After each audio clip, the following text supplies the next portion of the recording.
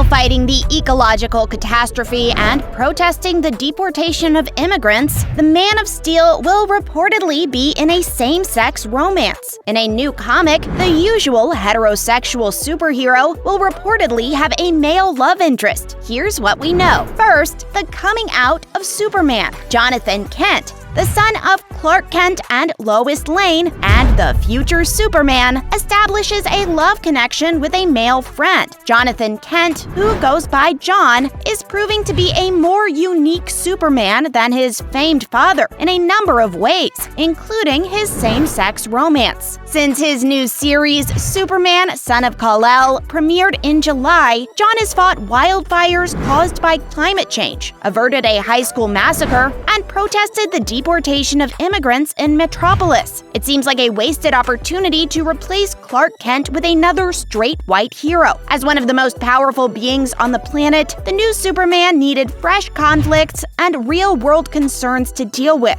Even at an age when many comics have welcomed diversity and are examining critical social concerns, the emergence of Superman, possibly the most quintessential American superhero, is a significant moment. But what brought on this new age of bisexual superheroes? How did all this come to fruition? After psychiatrist Frederick Wortham's 1954 book Seduction of the Innocent highlighted worries about sex, gore, and violence, and established a relationship between reading comic books and adolescent delinquency, the industry began to regulate itself in a variety of ways. In one passage, Wortham defined Batman and Robin as a pipe dream of two homosexuals living together. The book sparked congressional hearings and resulted in the establishment of the Comics Code Authority in 1956, which imposed limits on what comics could depict. The character of Batwoman debuted that year as the Caped Crusader's love interest. She faded into oblivion before being resurrected in 2006, whereby her narrative shows her leaving the military because she chooses to lie about being a lesbian, according to her new backstory. In 1980, one of the first prominent comics featuring homosexuals or lesbians debuted. It wasn't a flattering representation. Bruce Banner, Marvel's Hulk's alter ego, is shown at the YMCA when two homosexual men attempt to rape him. By 1992, when North Star, another Marvel hero, was released, things had begun to change. Has there been any blowback as a consequence? Despite the fact that Superman is neither the first nor the last LGBTQ hero, comic experts think that the publication of Superman was noteworthy. There's been some backlash to comic books' recent growth. As word of the Superman project spread in August 2021, a commentator on one website went on to say that Marvel and DC have wrecked their characters to appease the woke crowd who don't even purchase comic books. Others, on the other hand, praise the idea, stating that it's great to see gay superheroes become more mainstream and that they're glad to see individuals like them as key characters. According to writers, the modifications in comics could lead to more lively storytelling. Any step that can be taken to make the world of superhero comics resemble the real world is a positive development. As a result, readers gained access to a wider range of tales, including more intriguing and captivating stories, and more methods of telling stories. When did Jonathan become Superman? In 2021, Jon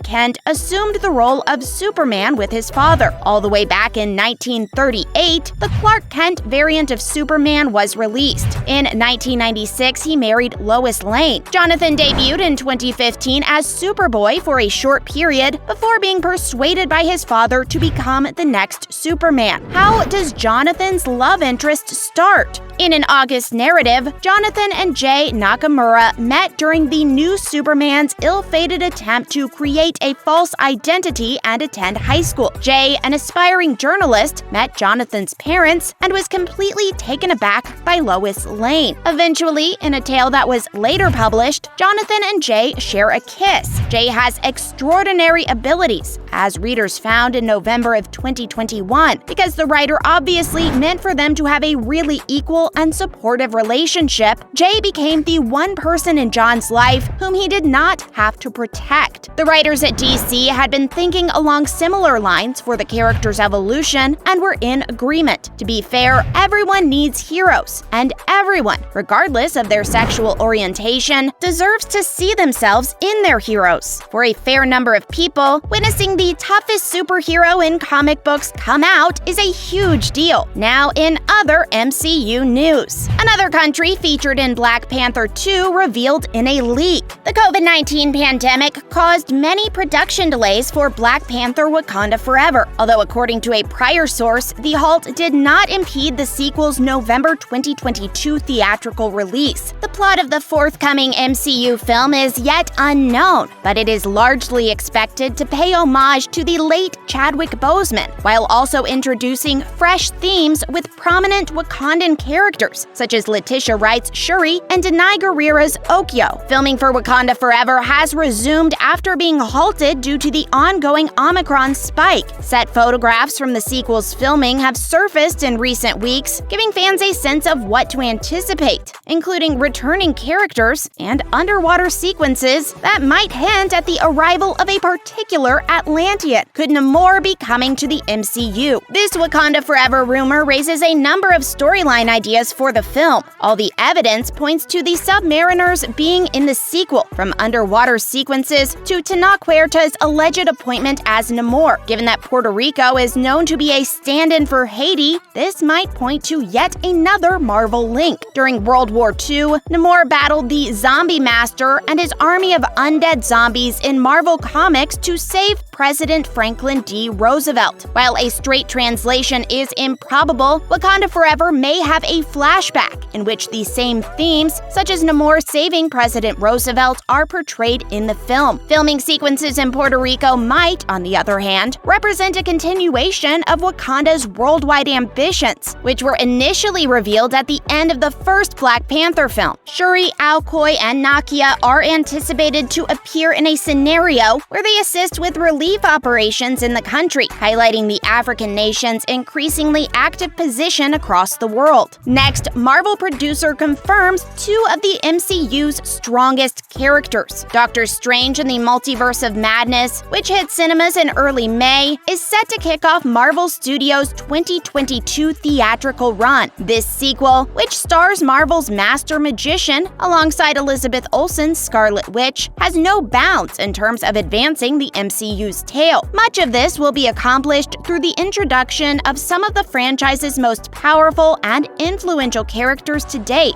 Following his endeavors in Spider-Man: No Way Home, Strange appears to be pushing his magic abilities above any previously assumed bounds. Early storyline descriptions suggest that the sorcerer would test the limits of his power, resulting in the multiverse being exposed for the first time and drawing in characters from across Marvel's cinematic history. With Doctor Strange and Wanda Maximoff at the heart of the action, Marvel will be able to focus on two enormously strong characters who are both vying for the distinction of being the MCU's most powerful. According to a recent interview, the moment to properly bestow that moniker on them may have arrived with this film. Who are Marvel's strongest characters? In the spring 2022 issue of Disney's D23 magazine, Marvel Studios executive Richie Palmer stated that Doctor Strange and the Scarlet Witch are two of the MCU's best characters. He stated that the magic pair are two of the most, if not the most, powerful entities in Marvel Studios' arsenal, calling the film exciting with their arrival. Doctor Strange and Wanda Maximoff. From Chris Hemsworth's Thor to Brie Larson's Captain Marvel, the Marvel Cinematic Universe has had no shortage of formidable heroes across its 14-year history. These heroes, along with villains like Infinity Ultron, are vying for the top spot in the MCU power rankings alongside Doctor Strange and the Scarlet Witch. Strange is known as one of the most formidable sorcerers in the cosmos, and few in the multiverse can match his magical talents, especially given how he battled alongside Thanos and Dormammu. Wanda is also in a league of her own, having created a totally new Hex reality in WandaVision even before obtaining control of the Darkhold, and hinting just how strong and powerful she may be. With Strange and Wanda both starting on their 6th MCU endeavor, now may be the ideal time to show them both reaching their full potential. Even with all the support at their disposal, they're going to need it to deal with the approaching multiversal danger that's coming at them full force. Patrick Stewart reveals new information about his reappearance. Sir Patrick Stewart, who originally brought Professor Charles Xavier to life for 20th Century Fox in the 2000 film X-Men, has had a lengthy relationship with Marvel Productions. Now speculations about a Professor X comeback in 2022's Doctor Strange in the Multiverse of Madness have him back in the spotlight. Following teasers in Spider-Man No Way Home,